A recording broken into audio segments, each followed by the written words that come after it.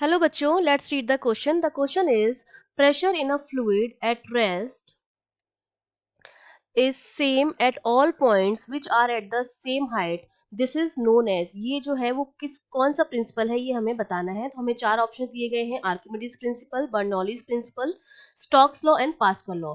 तो इसका correct answer देने के लिए हमें इन चारों लॉज के बारे में पता होना चाहिए। तो हमारा की कॉन्सेप्ट क्या रहेगा? की कॉन्सेप्ट में हमें इन चारों लॉज के बारे में पता होना चाहिए। तो सबसे पहले हमें गिवन है आर्किमिडीज प्रिंसिपल। अगर मैं आर्किमिडीज प्रिंसिपल की बात करूं तो आर्किमिडीज प्रिंसिपल जो है वो उस पर बेस्ड है कि अगर मैं किसी भी लिक्विड में किसी भी सॉलिड को इमर्स कराती हूँ, ठीक है, किसी भी लिक्विड में अगर मैं किसी सॉलिड को इमर्स कराती हूँ तो क्या होता है, उस सॉलिड की वजह से लिक्विड पर लगता है एक फोर्स जो कि वेट होता है। इसके रिएक्शन में लिक्विड भी उस पर क्या लगाता है, एक फोर्स लगाता है जिसको हम कहते हैं अपथ्रस्ट और बायंसी फोर्स। और ये बायंसी फोर्स जो होता है, जब इसको इमर्स कराएंगे तो कुछ लिक्विड जो होता है डिस्प्लेस होता है। ये अपथ्रस्ट जो होता है वो उस डिस्प्लेस लिक्विड के वॉल्यूम के बराबर होता है। डिस्प्लेस लिक्विड जो होता है उसके वेट के बराबर होता है हमारा ये अपथ्रस्ट, ठीक है। ये था हमारा आर्किमिडीज प्रिंसिपल। दूसरे पे हम बात करते हैं बर्नौली थ्योरम की। अगर मैं बर्नौली थ्योरम की बात करूं तो बर्नौली थ्योरम जो है वो हमारे लिए किसके लिए होती है, वो एक स्ट्रीम लाइन लिक्विड के लिए होती है। स्ट्रीम लाइन अगर फ्लो हो रहा है किसी भी लिक्विड का, तो उस लिक्विड के लिए बर्नौली ने ये कहा था कि उसकी जो टोटल एनर्जी होती है, total energy per unit volume, वो हमेशा क्या रहती है, कांस्टेंट रहती है। इसमें उसकी पोटेंशियल एनर्जी भी आती है, काइनेटिक एनर्जी भी आती है, ठीक है। ये सारी एनर्जी जो होती है पर वॉल्यूम वो क्या रहती है, कांस्टेंट रहती है। ये था हमारा बर्नौलीज थ्योरम। अब हमें दे रखा है स्टोक्स लॉ। अगर मैं स्टोक्स लॉ की बात करूं तो स्टोक लॉ जो होता है वो दिया जाता है किसी भी स्फीयर के लिए। अगर कोई स्फीयर जो है वो किसी फ्लूइड में है तो उस स्फीयर के सेटिंग जो होता है,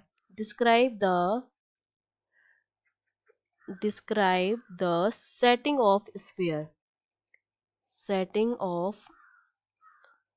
sphere in a fluid, ठीक है। इसके हिसाब से क्या लगता है, एक फोर्स लगता है जिसकी वैल्यू जो होती है, अगर स्टोक्स लॉ से मैं इस फोर्स की वैल्यू लिखूं, जो हमारा ड्रैग फोर्स होता है वो हमारा किसके बराबर होता है, that is 6 pi eta r v के बराबर होता है। जहां पर नीटा जो होती है वो क्या होती है, विस्कोसिटी होती है, विस्कोसिटी। ये हमारा कहता है स्टोक्स लॉ। मतलब बेसिकली ये क्या बताता है, अगर कोई इस तरह से एक ड्रॉप है वो नीचे की तरफ गिर रही है तो नीचे की तरफ फोर्स लगेगा और एक ऊपर की तरफ फोर्स लगेगा। नीचे की तरफ तो ग्रेविटी की वजह से लगता है और ऊपर की तरफ क्या लगेगा, उस फ्लूइड की वजह से लगेगा जो एफ डी लगता है, ठीक है, इस तरह से। तो ये स्टोक्स लॉ बताता है। अब हमारा लास्ट बचा है पास्कल लॉ।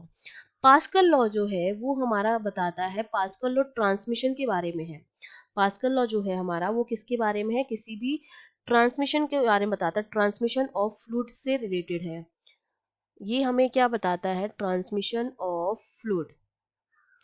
अगर मैं जैसे ये सपोज मेरे पास इसमें फ्लूइड भरा हुआ है, ठीक है, अगर मैं इस फ्लूइड के किसी भी पॉइंट पर प्रेशर डालूं तो वो प्रेशर जो होता है वो क्या यूनिवर्सली क्या होता है, ट्रांसफर होता है, ठीक है, इन एवरी डायरेक्शन। तो ये जो ट्रांसमिशन जो होता है फ्लूइड का प्रेशर का, जो हम इस पर एक्सर्ट करते हैं, अब इस पॉइंट पर भी प्रेशर पी आएगा, इस पॉइंट पर भी प्रेशर पी आएगा। मतलब जो प्रेशर होता है किसी भी फ्लूइड के पॉइंट पर वो क्या करता है, ट्रांसमिट करता है equally in all direction, equally in all direction through out the fluid. तो ये स्टेटमेंट जो होता है वो कह सकता है कि जो प्रेशर होगा फ्लूइड का रेस्ट पर वो क्या रहेगा, सेम रहेगा सारे पॉइंट्स पर। अगर वो सेम हाइट पर है तो ये हमारा पास्कल लॉ को ही दिखा रहा है कि प्रेशर जो है रेस्ट में किसी भी फ्लूइड का वो सारे पॉइंट पर सेम रहेगा। और यही हमें किसने बोला था, पास्कल ने भी वही बोला था कि अगर किसी भी पॉइंट पर हम प्रेशर एक्सर्ट करते हैं फ्लूइड के, वो प्रेशर जो होता है वो ट्रांसमिट होता है इक्वली इन ऑल डायरेक्शन और थ्रू आउट द लिक्विड। मतलब हर पॉइंट पर प्रेशर सेम रहता है, यही हमारा पास्कल ने भी कहा था। तो डी ऑप्शन जो हो जाएगा हमारा करेक्ट हो जाएगा। I hope you understood well, all the best.